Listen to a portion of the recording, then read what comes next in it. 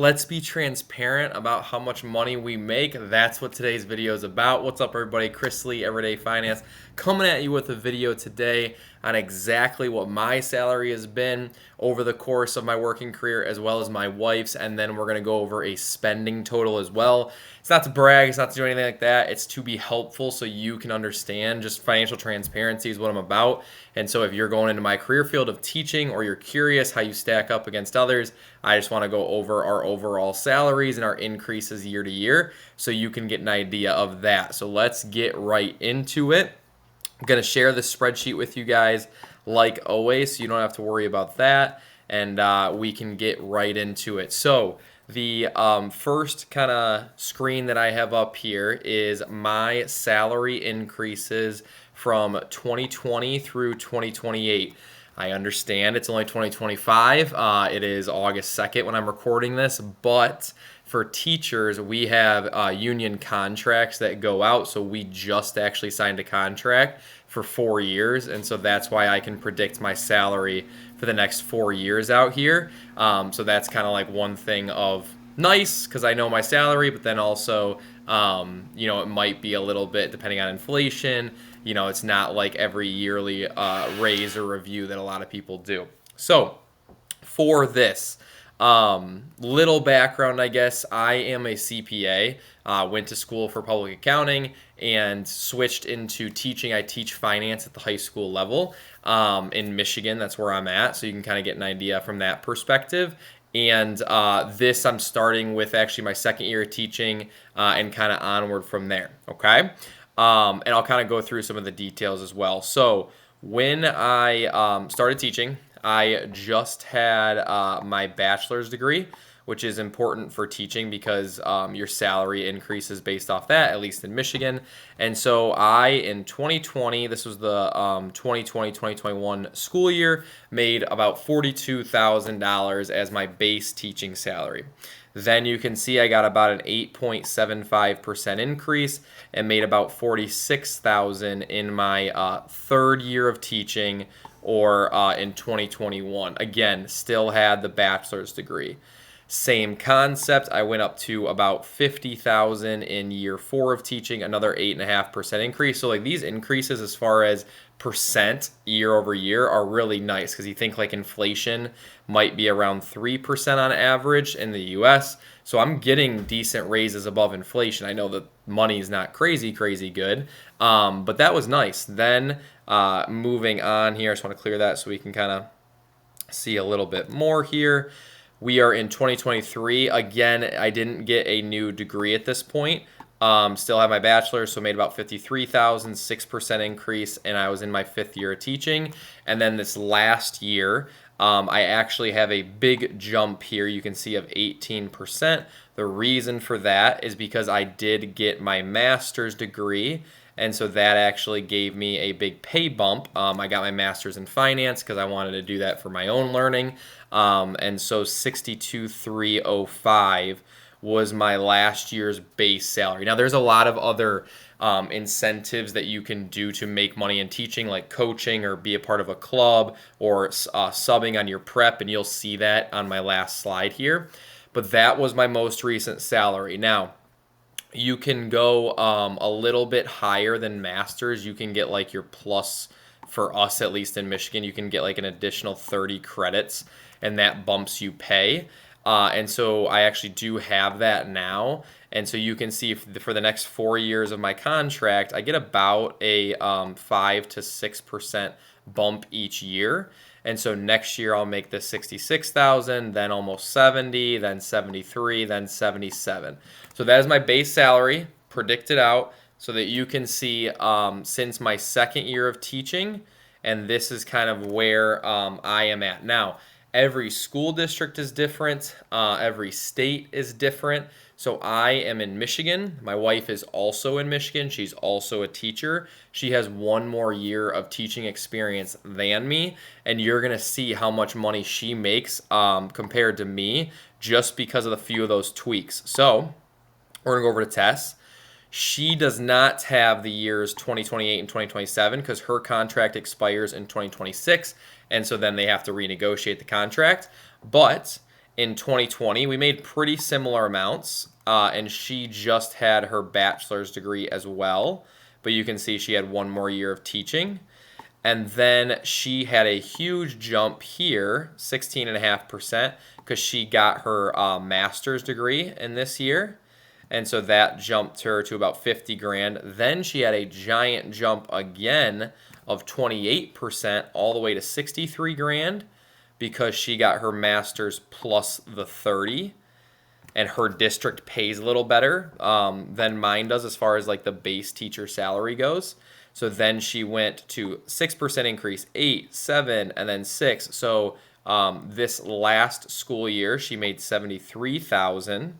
And if you remember, if we go back to mine, my last school year, I only made 62. So she made about 10 more grand than me, even though we have the same degree and she has one more year of teaching. Then next year, she will make 78 grand and then 83 grand. So her district, she does pretty well. I mean, next year, 2026, she's going to be making 83 grand.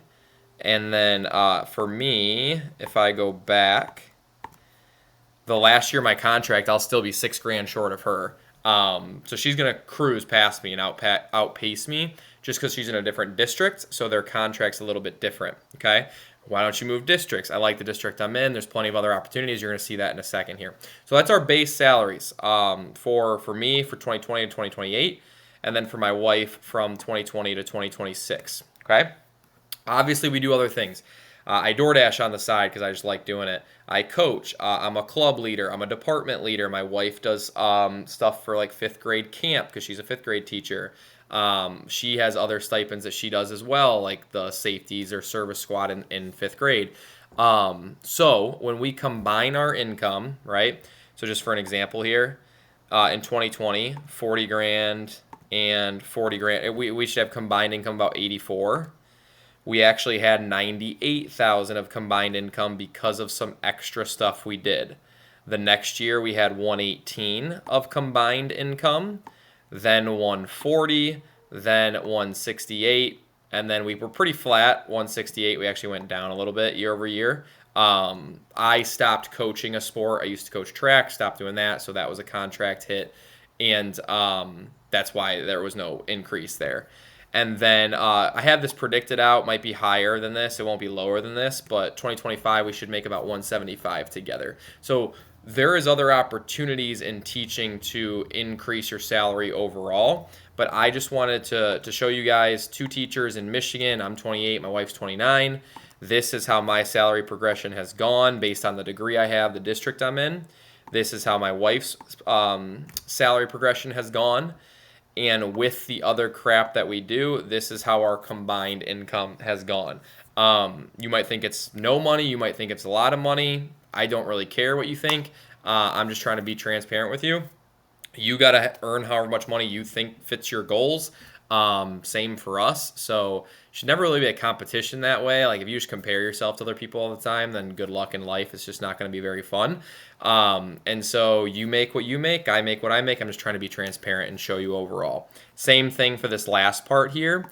I kind of took for 2024 a little screenshot of what our spending total was. This does not include any savings that we did, retirement contributions, like anything like that. It's just strictly spending. So for 2024, we had that combined income back here of 168,064. Okay, so I kind of dragged that over here.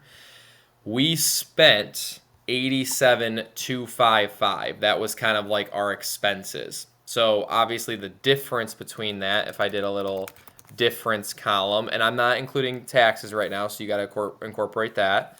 So the difference between those two is, I don't know why that didn't give me, did a little formula error there, so we got to fix that. So the difference between those two is about $80,000, right? Now you're going to have 20-ish% going to taxes. We have some retirement in there. We have a lot of savings in there. But when we look at our spending overall, and you can pause on this, we have our mortgage, right?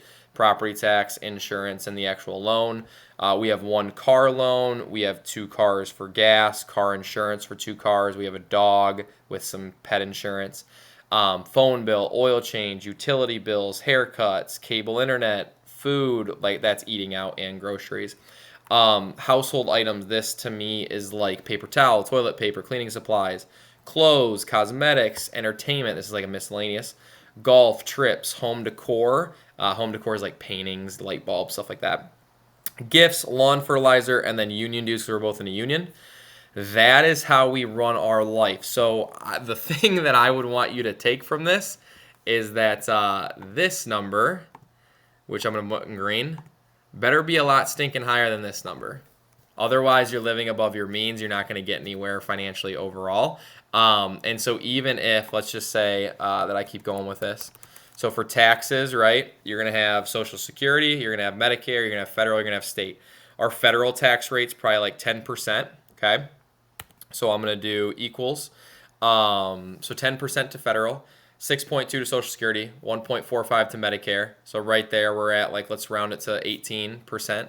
And then our state tax is 4%, but we probably effective rates maybe like 3% or something. Let's just say we pay 22% in taxes.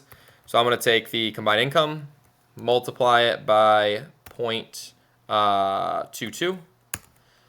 So about $37,000 goes to taxes or whatever. Okay, that's fine. So then if I do the leftover here, and I bold that, we're going to go the income that we had minus the spending minus the taxes. That still leaves us a delta of $44,000 to save for retirement, to spend on other, if we want to do other projects, to do other things outside of our expenses overall. That's how you should run your life regardless. But I just wanted to show you a snapshot of salaries to spending for a year and maybe what your margin should look like. By no means are we really strict with everything that we don't live on rice and beans like Dave Ramsey suggests. We live a good life, at least one that we enjoy, while also saving a lot of money and making conscious decisions for that for the future. And so I just hope a video like this is helpful. Like, there's a lot of normal everyday people out there that have normal income. I mean, okay, again, depends what you think normal is. Here's our combined incomes. We're two teachers, right? We don't work 80 hours a week. We work normal hours. We do some extra stuff at school. We enjoy our summers. I don't have any summer jobs besides door dashing when I want to.